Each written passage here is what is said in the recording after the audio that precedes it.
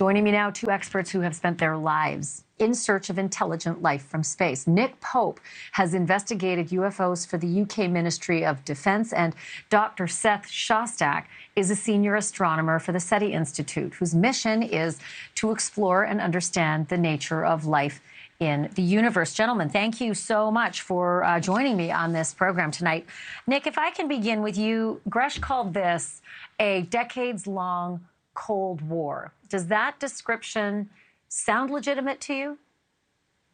Yes, it does. And if Congress manages to verify this, and they're actively working on that right now, both through the hearings that you mentioned, and indeed the intelligence committees and the armed services committees are looking at this too.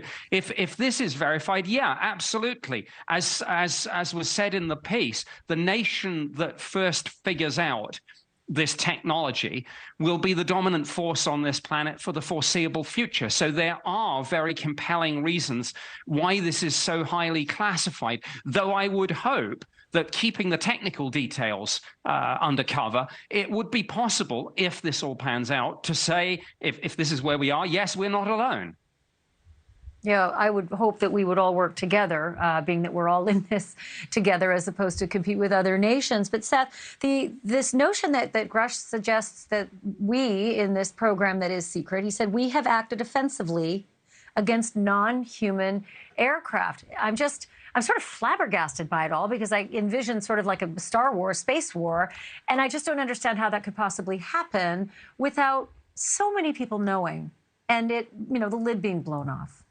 Yeah, I couldn't agree with you more. I don't think this is the kind of thing where you have to appeal to some sort of conspiracy to hide information. Because if this were true, if we were really being visited by, people, whatever they are, beings from another planetary system, that would be the biggest science story going. You'd have tens, hundreds of thousands of scientists beavering away on this day and night. And the idea that the government would keep it all secret, to begin with, why? And secondly, I don't think they could do it.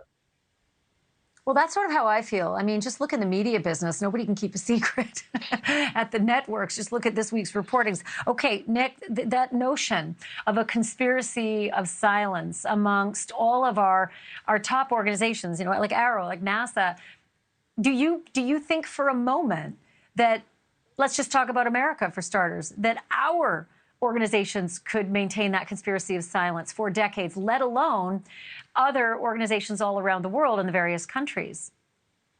I think so, as long as it was kept on really close hold with a small group of people. I mean, the breaking of the German Enigma codes during the Second World War didn't actually get revealed till decades afterwards. So we only hear about the secrets do leak out. But I've worked in government for 21 years, and I know that most secrets that you really want to keep secret stay under wraps. And that's why I say, I hope we get to the bottom of this. Look, all we really need is the name of the program, the name of the individual running it, and the name of the agency that's handling this, and then hopefully Congress will get to the bottom of it. I mean, I know it's a really difficult story to untangle. It sounds bizarre, but sometimes these bizarre things turn out to be true. Let's try and get to the truth. And NASA are working on this, of course, and the DOD too. Let's see what unfolds. But more revelations will come in the next few days and weeks. I know that for a fact.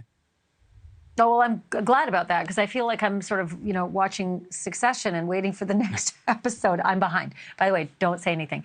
So, Seth, I keep wondering about the notion of danger. If we are keeping this quiet, and I'm assuming that the whistleblower is saying it is dangerous for the American people not to know this, and it is important for Congress to know this. Isn't it possible, and I'm just going to throw this out there, that this just could be another nation? This could be our adversary testing us. And actually, they may have, heavy atomic metal that's higher up in the periodic table than we understand. Yet, David Gresh is saying that, no, this is just something that's definitely not human-made. Yeah, I don't know on what basis he says that. It really sounds good. It's not human-made. How do you know? Does it have stamped on it, made on Proxima Centauri? I mean, how does he possibly know that? That sounds like a made-up idea simply to assuage those people who prefer a story in which the aliens are the bad guys, because after all, the aliens usually are bad guys when it comes to movies. Thank you for watching. Go to newsnationnow.com to find News Nation on your television provider. And don't forget to click the red subscribe button below to get more of News Nation's fact-driven, unbiased coverage.